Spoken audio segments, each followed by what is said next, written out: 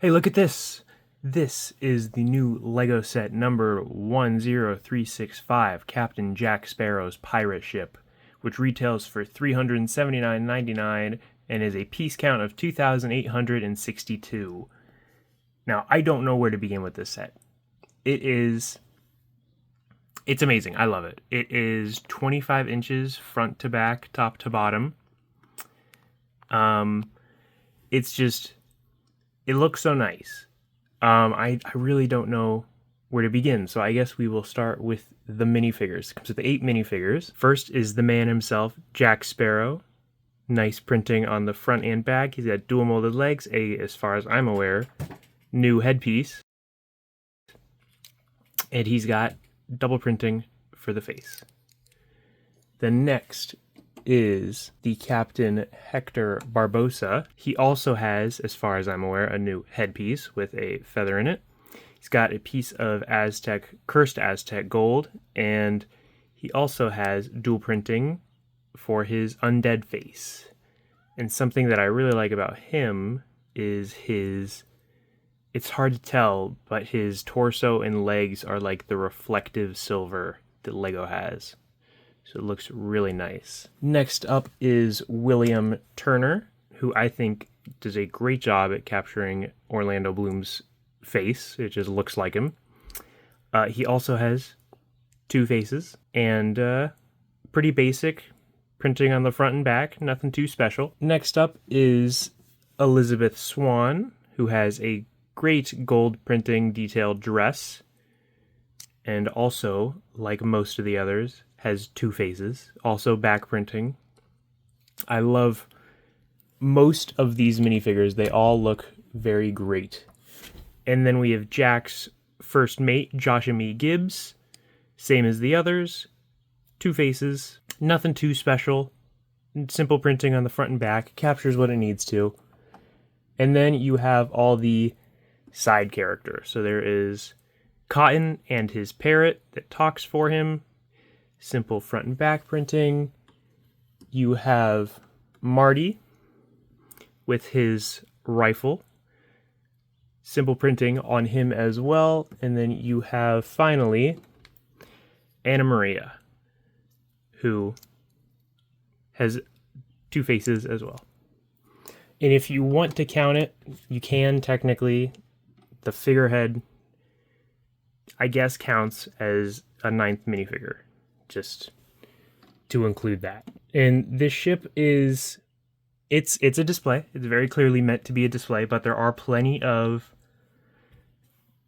play features that you have on it. So for starters, we'll go front to back. Front, the anchors come down and they hang down. Simple, captures what ships do. It's just a nice little thing to include. There is this boat you can remove, and it actually has Jack Sparrow's compass on it. If you remove the boat and you remove this chunk of deck, then you can see inside the ship, and you can see some stuff that I'll show in just a second. Then right here is for raising the anchor. You can spin that. These doors open, and it's going to be hard to see inside, but there are bottles in there. And then at the back of the ship, you have 2 knobs, which if you turn, pops out 8 cannons on both sides of the ship. So this is awesome, and you can actually see how it works inside the opening. And also with mechanics, the wheel spins, and as you spin the wheel, the rudder on the back of the ship turns with it. Now let me put these back on. This set is too large for me to review where I plan on reviewing all my sets, so I had to improvise and move it somewhere else for just this review. And one of the last features really that there is you can remove the back of the cabin, which has beautiful window detailing and arches and just patterns, And you can see the captain's quarters, which has maps, candles, food. You got Barbossa's apple that he eats. And a nice meeting table, and it just clicks right back on. The set is, I did say it's an amazing set, and I do love it, but I do have a couple complaints. None of them are too large. They're all pretty like obscure, kind of. To start with, the minifigures, I don't know why they included 3 randos and not Rigetti and Pintel, because they were like the duo of those movies. So I'm not sure why they weren't included. Same with Barbossa's monkey. They've put monkeys in other Lego pirate sets. I have one, and yet they didn't put one in this set. Another thing kind of related is that the price is a lot. It's almost $400 after tax. So it's like the only people that are going to buy this set are people who are big fans of Pirates of the Caribbean, which I am, which is why I bought it. I'm also just a big fan of ships, and they look great on display, so I bought it. And that ties into the name, the big elephant in the room. Why it's not named the Black Pearl, I don't know. I think they said it was like, oh, marketability. But if you're going to buy this set, you're going to be a fan of the Pirates of the Caribbean series. And even if you aren't a fan of the series and you know anything about the series, you know Jack Sparrow and you know the Black Pearl. So it's just kind of a unnecessary thing that they didn't name it that. It's not even mentioned anywhere in the instruction booklet or any of that. But as I said, those are all pretty minor. The set is overall still amazing. It's a beautiful set. As I was building it, I kept stopping just to admire it for a little bit. It's so detailed. It was such a fun build. It looks amazing.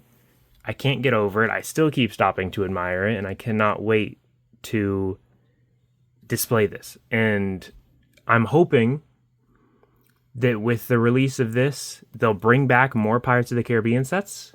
I would love a Flying Dutchman. I missed out on all the original ones way back in 2011. I didn't care as much back then, but I care now. I would love a Flying Dutchman. I don't care that much about getting Davy Jones. I just want the boat. I would love like a British ship, like the one they blow up at the end of the 3rd movie. That would be amazing.